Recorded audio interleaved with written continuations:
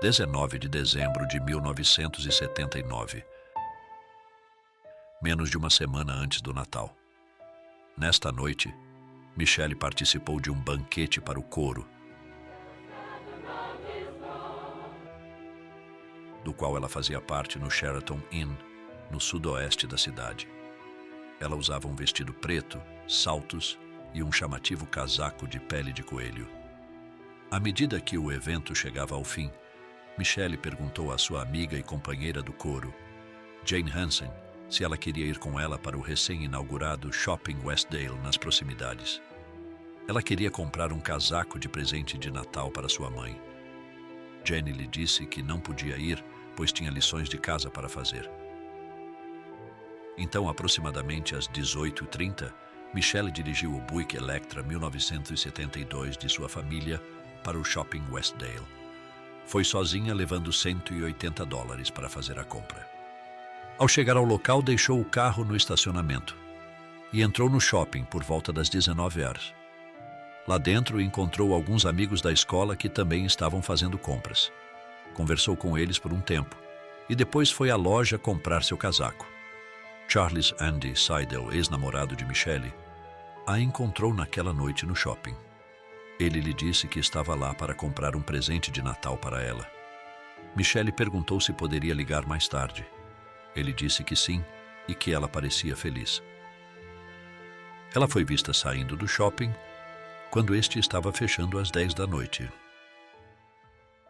Caminhou até o carro. E o que encontrou no carro mudaria a vida de todos.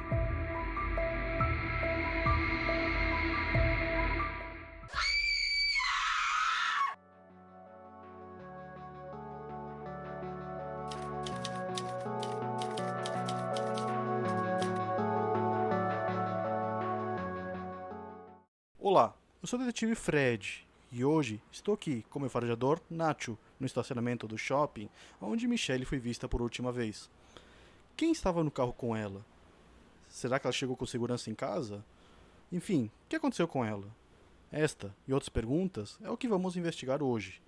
Mas, para poder resolver esse caso, vou precisar dessa ajuda. Então, curta, comente, inscreva-se e ative o sininho para poder receber todas as notificações. Então, vamos lá resolver esse caso?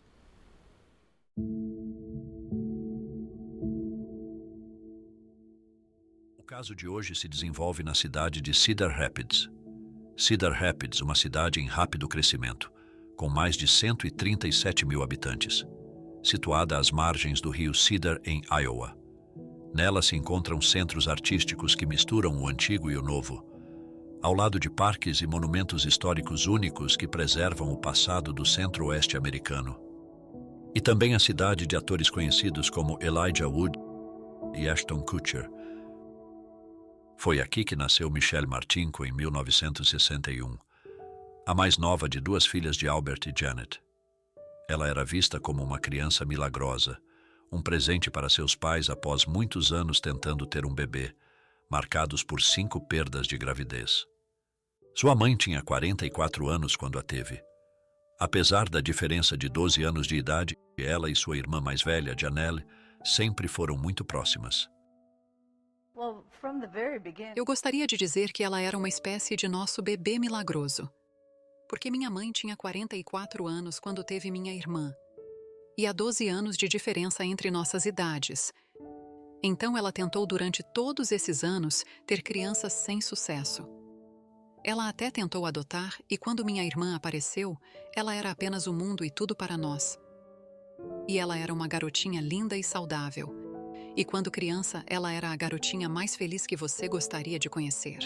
Aliás, minha mãe até perguntou ao médico se havia algo errado com ela, porque ela não chorava e ela era muito doce. Quando ela completou 12 anos, Michelle foi diagnosticada com escoliose, uma curvatura lateral de sua coluna, o que significava que ela tinha que usar um colete por 2 anos. Não surpreendentemente, isso manchou seus anos pré-adolescentes.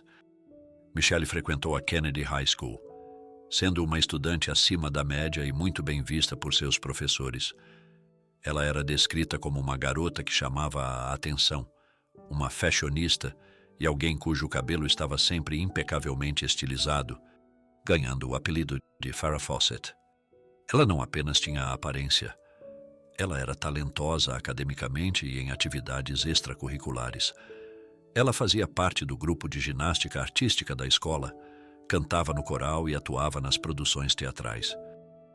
Mas, na maior parte, ela era apenas uma garota comum dos anos 70 que adorava passear nas pistas de patinação da cidade e lagos. Ela tinha muitos sonhos e planos para o seu futuro, como se formar e depois estudar design de interiores na Iowa State University. As horas se passaram e, como Michelle não retornava para casa, seus pais ficaram muito preocupados. Eram 2 horas da manhã, quando o pai de Michelle decidiu chamar a polícia e relatar o que havia acontecido. Imediatamente, a polícia saiu em busca da jovem pela cidade. Por volta das 4 horas, encontraram o veículo Buick 1972 no canto do estacionamento do shopping Westdale. Ao se aproximarem, notaram que havia alguém dentro, deitado de costas no banco do passageiro. Ao abrir a porta do veículo, encontraram Michelle. Infelizmente, ela estava sem vida. Segundo o legista, Michelle tinha 29 perfurações no corpo, principalmente na região do rosto, pescoço e peito.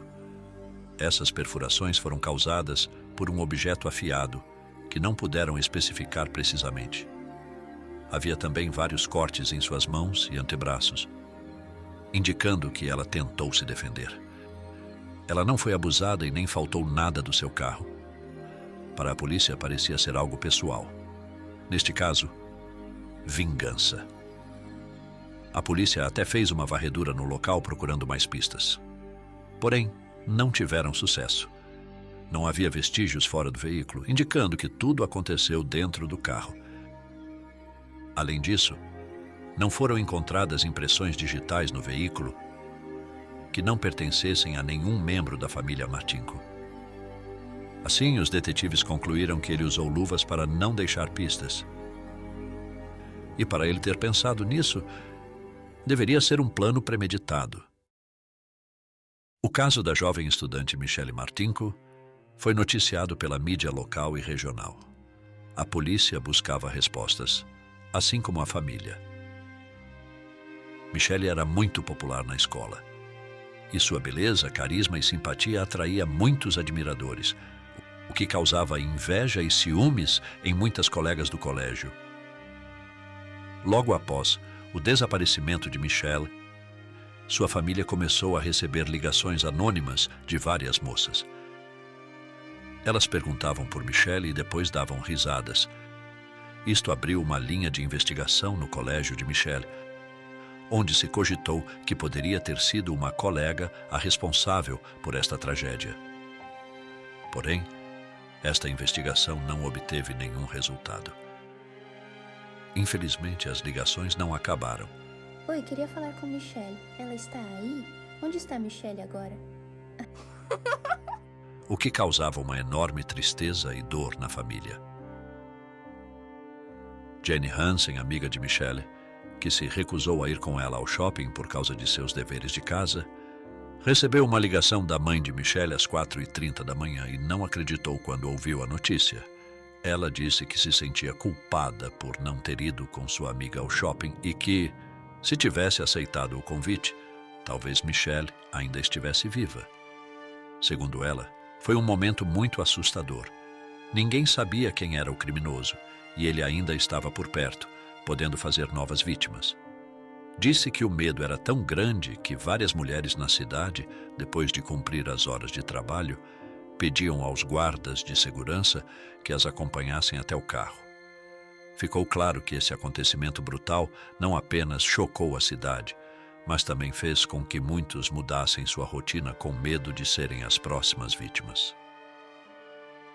Em junho de 1980, a polícia ouviu 2 supostos testemunhos que forneceram uma descrição dos homens que se acreditava poder serem responsáveis pelo acontecido. Essas testemunhas foram hipnotizadas para que pudessem passar o máximo de detalhes possíveis que ajudassem a polícia a prender o criminoso e resolver o caso. Segundo elas, o homem era branco, com menos de 20 anos, cerca de 1,80 m de altura, e tinha cabelos escuros e cacheados. Um retrato falado do suspeito foi feito com base nessas informações, como você pode ver na tela. Apesar de ter as características do suposto responsável em mãos, os detetives não conseguiram achar nenhum suspeito que batesse com a descrição e estivesse no local nesse momento. A polícia então foi atrás de um jovem de 19 anos chamado Andy Seidel. Andy era ex-namorado de Michelle. Os dois namoraram por 2 anos antes de ela terminar com ele. Segundo parentes da vítima, Andy não lidou muito bem com esse término. Além disso, segundo eles, o rapaz queria saber para onde Michelle estava indo, se estava vendo alguém e quem era essa pessoa. Ele também costumava questionar os amigos dela para que lhe dessem informações sobre a vida da jovem. No decorrer das investigações, os detetives descobriram que Andy estava no mesmo shopping na noite que tudo aconteceu. E que foi a última pessoa a ver ela com vida. E foi o último que foi visto junto a ela. Por isso, ele foi levado para interrogatório. Porém, logo foi descartado como suspeito, pois tinha um álibi que comprovava que já estava em casa quando tudo aconteceu. Embora Andy tenha sido descartado como suspeito pelos oficiais, muitos na cidade acreditavam que ele era o culpado. Até a própria família de Michelle, inclusive, suspeitava dele desde o princípio. Andy namorou com Michelle quando estava no ensino médio.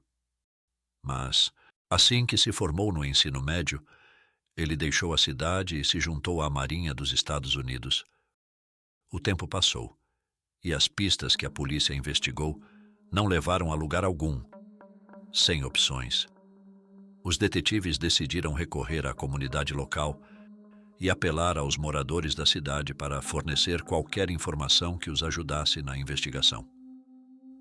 Também ofereceram uma recompensa de $10.000 a quem fornecesse informações breves que fossem úteis e cruciais para capturar o responsável. Mais de 200 pessoas forneceram informações à polícia. Investigaram todas as pistas promissoras e interrogaram dezenas de pessoas usando o polígrafo. Uma dessas pessoas era um rapaz que foi denunciado por seguir mulheres pelo shopping. Algumas testemunhas até disseram que o viram tocando manequins femininos de maneira estranha. A polícia investigou esse jovem e o examinou como suspeito, pois, além de seu comportamento estranho, não havia nada que o ligasse ao triste fim da jovem Michelle. Muitos rumores surgiram, e a polícia perdeu muito tempo investigando, pois estavam atrás de qualquer informação que surgisse. O tempo passou e a polícia ficou sem opções. Até pediram ajuda a médiums, mas foi em vão. Um tempo depois, os pais de Michelle processaram os proprietários do shopping, alegando negligência por não fornecerem um estacionamento com segurança. O processo foi parar na Suprema Corte do estado de Iowa, que decidiu a favor dos proprietários do shopping. O pai de Michelle, Albert Martinko, faleceu em 1995. E sua mãe, Janet, em 1998, sem que ninguém soubesse quem foi o responsável pelo acontecido com a sua filha. O caso esfriou. Anos passaram. Porém, em 2006, mais de 25 anos após aquela noite fatal, a polícia de Cedar Rapids recebeu novas informações sobre o caso, que acabaram não levando a lugar algum. No entanto, enquanto um dos detetives decidiu investigar todas as evidências coletadas no caso, ele percebeu que as manchas vermelhas no vestido não eram apenas de Michelle. E mais tarde, com a ajuda de testes de DNA, que não existiam naquela época, confirmou-se que existiam manchas com outro DNA, que não era o de Michelle. Não somente no vestido, mas também na caixa de câmbio do carro. Foi comprovado que esse DNA era de um homem, e não era nenhum familiar dela. Então, certamente era o culpado. Segundo a polícia, ele deve ter se cortado quando houve toda a ação, e ela, nesse momento, tratou de se defender de tal forma que acabou atingindo o homem, cortando sua luva e sua mão, e, consequentemente, Ele acabou deixando seus vestígios no carro, o que reacendeu a esperança dos detetives de chegar finalmente ao culpado. Agora, faltava saber se esse material para análise estava intacto como para conseguir resultados certeiros. Milagrosamente, apesar da quantidade de anos que passaram, o material estava intacto, o que possibilitava achar o responsável em forma clara, sem dúvidas. A análise conseguiu concluir que apenas uma, em 100 bilhões de pessoas, teria um perfil de DNA correspondente. Agora, com esse ADN em mãos, os detetives precisavam localizar a quem ele pertencia. A polícia inseriu os resultados no CODIS, o banco de dados de ADN dos Estados Unidos, que hospedava registros de ADN de milhares de pessoas. No entanto, nenhum ADN correspondia ao que eles haviam encontrado. Eles decidiram então testar o ADN de todos os suspeitos que haviam interrogado ao longo dos anos para ver se coincidia com a amostra que tinham. No total, 125 homens foram examinados, mas o ADN de nenhum deles coincidia com o ADN na cena do crime, e a polícia mais uma vez ficou sem opções. Anos passaram de novo e, em 2015, mais de 35 anos após aquela fatídica noite, o detetive Matt Dellinger assumiu o caso. Matt é filho de Harvey Dellinger, um dos primeiros detetives a trabalhar no caso de Michelle Martinko. Em maio de 2017, ele entrou em contato com a Parabon Labs, uma empresa sediada na Virgínia que fornece serviços de fenotipagem de ADN para organizações policiais. A Parabon pode prever o fenótipo de um organismo, incluindo sua aparência física e ancestralidade biográfica, usando apenas as informações genéticas do ADN. Em resumo, eles são capazes de saber como uma pessoa é fisicamente apenas usando seu ADN. A Parabon gerou ilustrações realistas do suspeito, por meio de amostras de ADN coletadas em 2006. E o descreveram como um homem branco, com cabelos loiros e olhos azuis, bastante diferente do retrato falado, divulgado em 1980. Eles incluíram imagens estimando sua aparência em 1979 e também em 2017, com efeitos de envelhecimento. O Departamento de Polícia de Cedar Rapids pagou $5.000 pelo serviço. Com essas imagens em mãos, a polícia realizou uma coletiva de imprensa onde mostraram o rosto da pessoa supostamente responsável por ter dado fim a Michelle Martinko. Na mesma coletiva de imprensa, eles pediram se a população reconhecia alguém parecido com o rosto na imagem para entrar em contato com a polícia. Eles também ofereceram uma recompensa de $15.000 por informações que realmente os ajudassem a capturar este homem, que era um perigo para a sociedade. É de destacar o empenho que o corpo policial teve ao longo dos anos para resolver este caso a qualquer custo, nunca deixando a lembrança de Michelle no esquecimento. Nas semanas seguintes, a polícia recebeu muitos relatos de pessoas que afirmavam saber quem era o homem. Praticamente todo homem branco, loiro e de olhos azuis, com mais de 50 anos que havia colocado os pés no estado de Iowa, tornou-se um suspeito. Isso acabou prejudicando a polícia, que chegou a verificar algumas dessas reclamações que, no final, não levaram a nada. No ano seguinte, a pedido do detetive Matt Dellinger, a Parabon pegou os dados de DNA que tinham em seus registros e os alimentou no GetMatch, um site público de genealogia genética usado por policiais para resolver inúmeros casos arquivados. Um dos casos mais famosos foi o de James DeAngelo, preso em 2018 aos 72 anos, acusado de inúmeros crimes que aterrorizaram a Califórnia nas décadas de 70 e 80.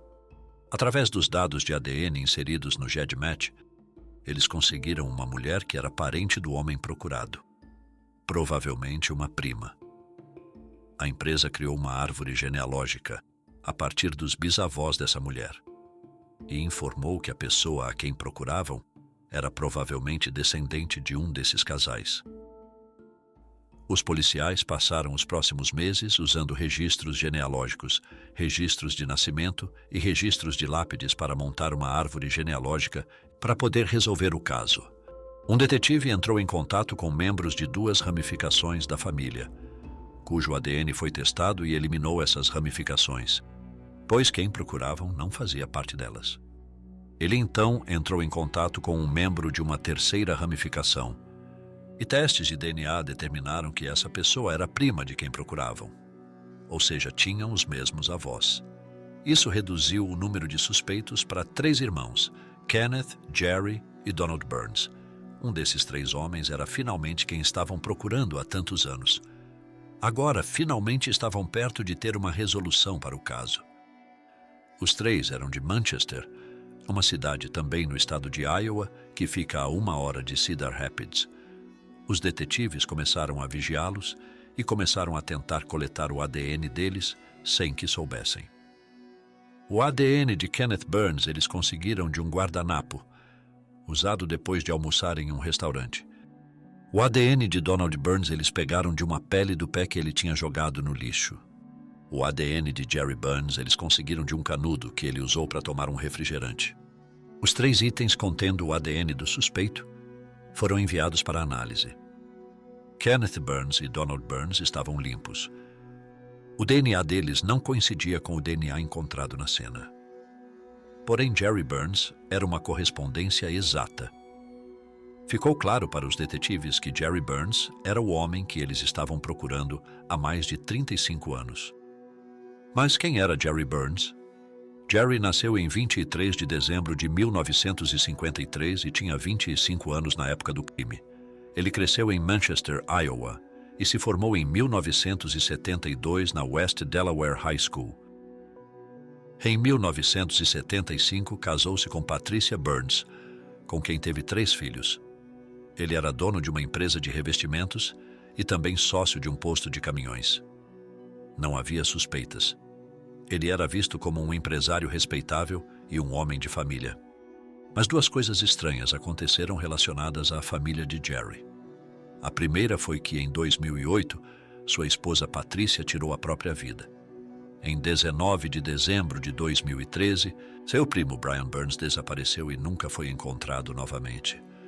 19 de dezembro é a mesma data que Michelle Martinko deixou de existir. O detetive Matt Dallinger decidiu ir atrás de Jerry Burns para fazer algumas perguntas. Segundo Matt, ele queria obter uma confissão e até levou uma câmera escondida para isso. Hey, how are you today? Jerry, my name's Matt. Nice to meet you. Ei, sou do Departamento de Polícia de Cedar Rapids. Oh, sim. Esse é o JTI. Oi. Ei, podemos conversar um pouco com você sobre um caso em que estamos trabalhando? E claro. Estamos acompanhando um caso antigo, não sei se você já ouviu falar dele no noticiário. É um homicídio que aconteceu no Westdale Mall. Michelle Martinko, você já ouviu falar disso? Sim, já ouvi falar. Você viu isso no jornal ou algo parecido? Não. Bem, há muito tempo. Há muito tempo? Tenho um cartão de visita. Eu provavelmente deveria te dar um aqui. O que você lembra de ter ouvido sobre isso? Eles disseram que era um grande problema. Grande problema? Quero dizer, você se lembra do que aconteceu? Não exatamente. Tipo, você lembra quem foi a vítima? Algo assim? Não exatamente. Tínhamos um artigo publicado no jornal outro dia e acabamos de receber um monte de novas pistas e coisas assim, pessoas ligando, nos dando dicas e tudo mais. Coisas assim, bem, resumindo, seu nome apareceu. Estranho. Coincidentemente, em 19 de dezembro de 2018. Uma semana antes do Natal, exatamente 39 anos após o último dia de vida da jovem Michelle, Matt Dallinger se encontrou com Jerry Burns. Inicialmente, o detetive perguntou como Jerry estava e depois se identificou como policial. Ele então perguntou se Jerry sabia sobre o caso de Michelle Martinko.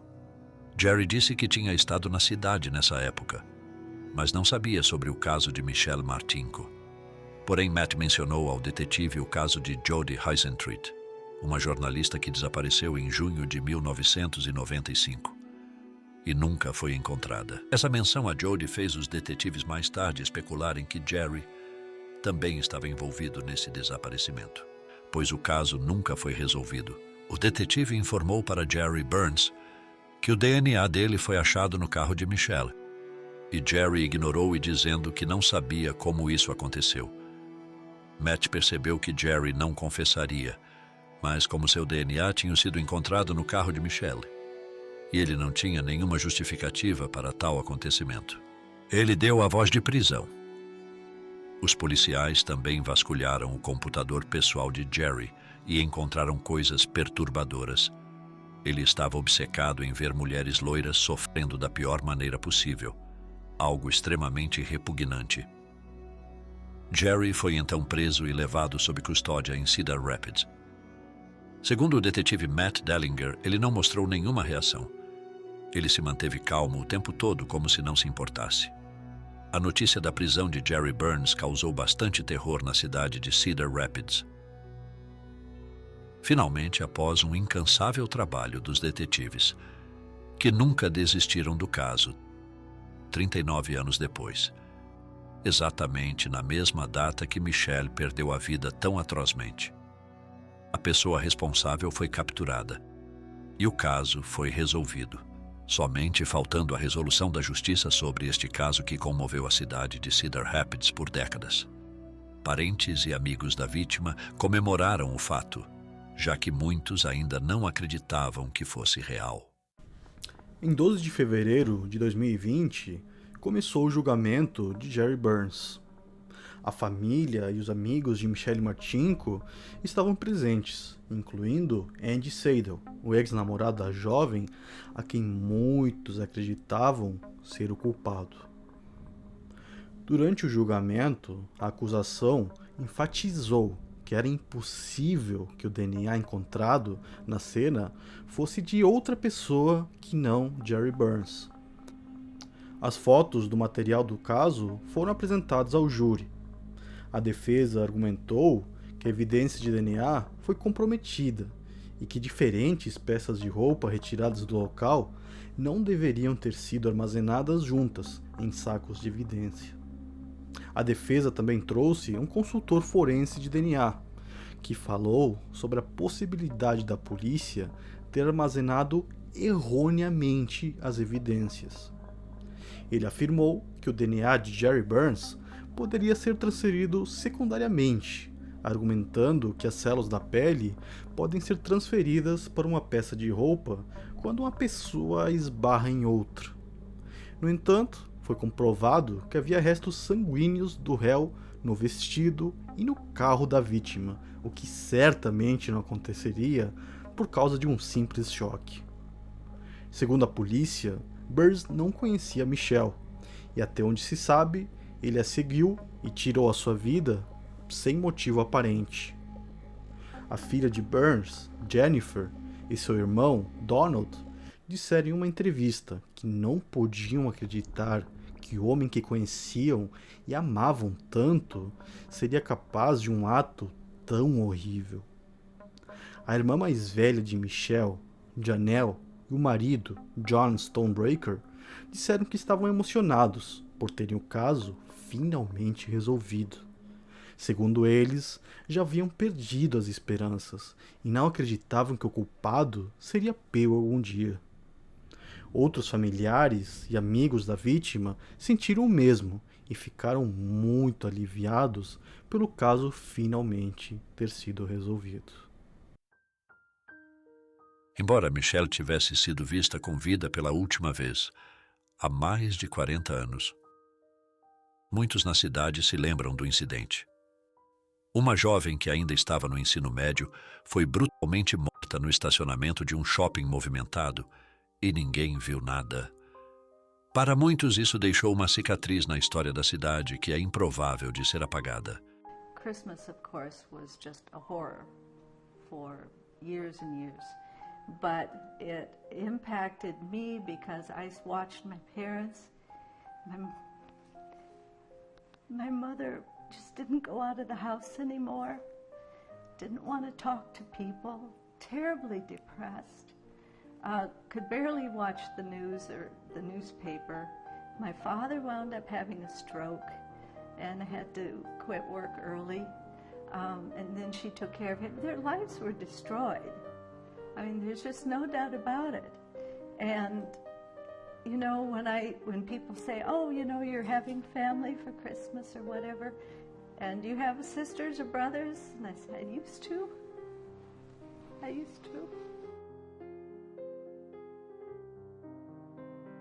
Em 7 de agosto de 2020, Jerry Burns foi considerado culpado pelo assassinato de primeiro grau de Michelle Martinko.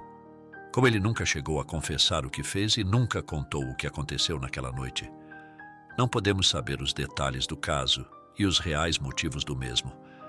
Só nos cabe imaginar que, pelas provas achadas e por sua reação, este triste caso foi o resultado de uma mente doentia.